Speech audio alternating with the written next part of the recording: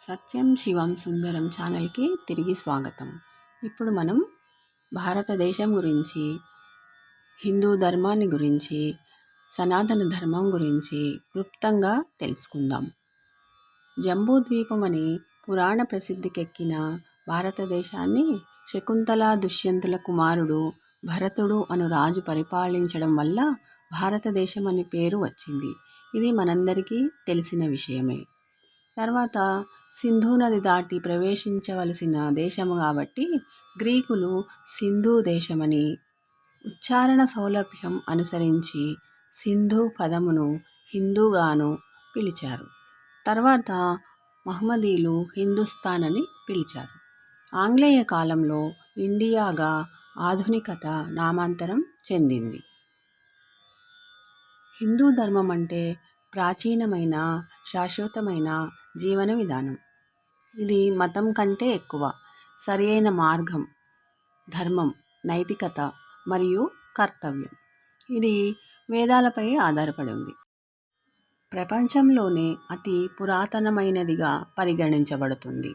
దీని మూలాలు సింధు నాగరికతకు సంబంధించినవి. ప్రధాన అంశాలు ఏంటంటే సనాతన ధర్మం. హిందూ ధర్మాన్ని తరచుగా సనాతన ధర్మం అని పిలుస్తారు. అంటే శాశ్వతమైన, నిరంతరం కొనసాగే సూత్రాలు. ధర్మం అంటే సరైన మార్గం, నీతి, కర్తవ్యం లేదా జీవన విధానం.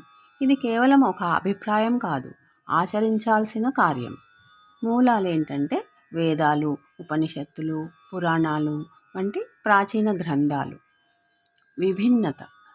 హిందూ ధర్మానికి ఒక స్థాపకుడు లేరు. ఇది వివిధ సంస్కృతుల మరియు తత్వశాస్త్రాల సమ్మేళనం. దర్శనాలు. ఇందులో షడ్ దర్శనాలు, 6 ప్రధాన తాత్విక పాఠశాలలు వంటి విభిన్న తాత్విక వ్యవస్థలు ఉన్నాయి.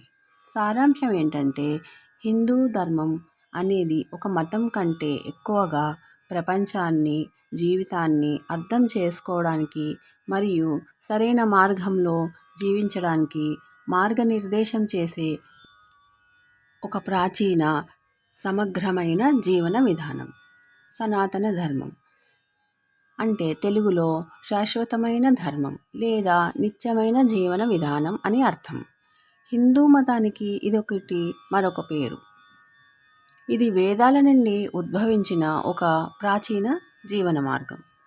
సనాతన ధర్మంలో మంచి నడవడిక, సత్యం, ధర్మం మరియు భగవంతుడితో సంబంధంపై దృష్టి ఉంటుంది. ఇది కేవలం ఒక మతం కాకుండా ప్రకృతి నియమాలను అనుసరించడం, సకల జీవరాశికి హాని చేయకుండా ఉండడం మరియు జీవిత లక్ష్యాలైన ధర్మ, అర్థ, కామ, మోక్షాలను సాధించడం వంటి సార్వత్రిక సూత్రాలను కలిగి ఉంటుంది. అంశాలేంటంటే శాశ్వతమైనది. ఇది ఎప్పటికీ అంతం కాని సార్వత్రిక సూత్రాల సముదాయం. జీవన విధానం ఏంటంటే మంచి మార్గంలో నడిపించే జీవన విధానం. ఇది వేదాల నుండి ఉద్భవించింది. ధర్మం. ఇతరులకు హాని కలిగించకుండా సత్సంకల్పాలను నెరవేర్చుకోవడం, నీతిగా జీవించడం. భగవంతుడు. పరమాత్మ, విష్ణువు సృష్టికర్త మరియు పోషకుడు అని నమ్ముతుంది. పురుషార్థాలు. ధర్మ, అర్థ, కామ, మోక్ష అనేవి జీవిత లక్ష్యాలు. గురువుల ద్వారా జ్ఞానం పొంది మోక్షాన్ని సాధించమని నొక్కి చెప్తుంది. సంక్షిప్తంగా సనాతన ధర్మం అనేది సృష్టి యొక్క సత్యాలను అర్థం చేసుకుని ధర్మబద్ధంగా జీవించి అంతిమ లక్ష్యమైన మోక్షాన్ని సాధించడానికి మార్గనిర్దేశకత్వం చేసే ఒక శాశ్వతమైన సూత్రాల సమితి.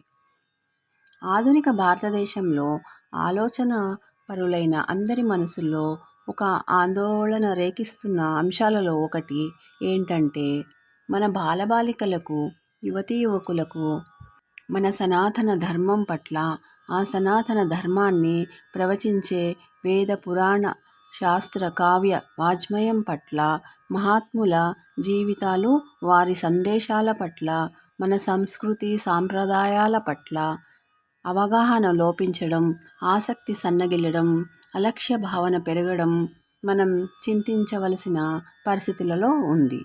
బాలబాలికలకు విద్యాభ్యాస దశలోనే మన సనాతన ధర్మాన్ని, మన సంస్కృతి గురించి, సాంప్రదాయాన్ని గురించి స్థూలంగానైనా తెలియజేయాలి. వ్యక్తి జీవితానికి, నవ సమాజ నిర్మాణానికి అవి ఎంత అవసరమో వివరించాలి. వాటి ఔన్నత్యాన్ని, వైశాల్యాన్ని చాటి చెప్పి పెరుగుతున్న అలక్ష్య భావాన్ని తొలగించాలి.